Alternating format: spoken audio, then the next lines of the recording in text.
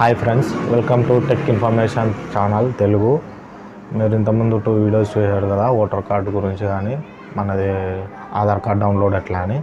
ఇప్పుడు ఆధార్కి సంబంధించిన ఇంకా మంత్ర డివైస్ ఉంటుంది కదా, ఎలా ఇన్స్టాల్ చేయాలి ఇట్లాంటివన్నీ కూడా వస్తాయి. ప్లస్ మన ఛానల్ అంతా టెక్ సంబంధించి దీని గురించే వస్తాయి ఫ్రెండ్స్. నేను ఈ వీడియో మనకు షాప్ ఉంది, షాప్లో నుంచి అంతైతే రాదు ఓకేనా. ఇప్పుడు మన ఫోన్లో ఆధార్ అప్డేట్ చాలా మందికి పీసీలు, కంప్యూటర్, ల్యాప్టాప్లు ఉండదు కదా, అందుకోసం వాళ్ళందరి కోసము ఫోన్లో ఆధార్ అప్డేట్ హిస్టరీని డౌన్లోడ్ చేసుకోవడం ఎలా నేను ఇప్పుడు చూపిస్తాను. ఇంకెందుకు ఆలస్యం, మరి let's start our video. Friends, వీడియోలో చూసిన విధంగా, తమ్మునైల్లో చూసిన విధంగా 2 నిమిషాల్లో ఆధార్ అప్డేట్ హిస్టరీ మొబైల్లో డౌన్లోడ్ చేసుకోవడం ఎలా. First of all Google chrome open చేసి OIDA వెబ్సైట్ని సెర్చ్ చేయాలి. సెర్చ్ చేసిన తర్వాత ఆడ కనిపించే ఫస్ట్ లింక్నే ఓపెన్ చేయండి ఫ్రెండ్స్.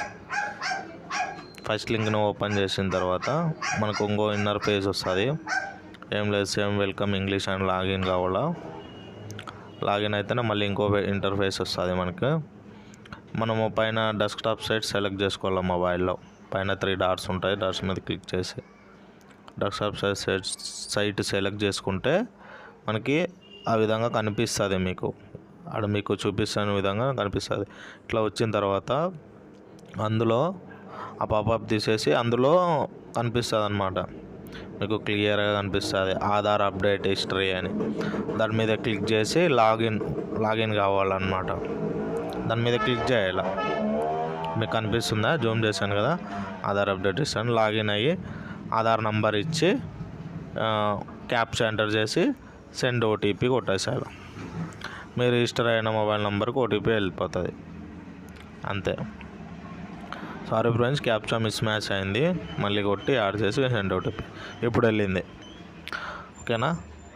OTP వస్తుంది నా మొబైల్కి. నేను OTP చూసి ఎంటర్ చేసి లాగిన్ అవుతాను. చూడండి,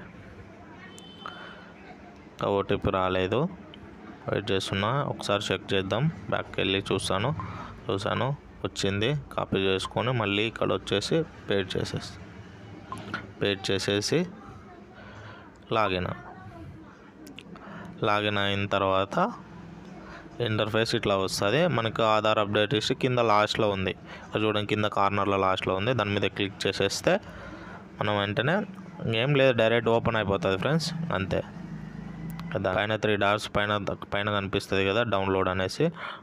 నేను ఆల్రెడీ డౌన్లోడ్ చేశాను కాబట్టి డౌన్లోడ్ అగైన్ అని నాకు చూపిస్తుంది. పైన కనిపిస్తున్న 3 డాట్ మీద క్లిక్ చేస్తే అయిపోయా, డైరెక్ట్ డౌన్లోడ్ అవుతుంది. మన PDF ఫైల్ మారితే డౌన్లోడ్ అవుతుంది, ఆటోమేటిక్గా మన మొబైల్లో ఉంటుంది. Thank you so much friend. Thank you for watching.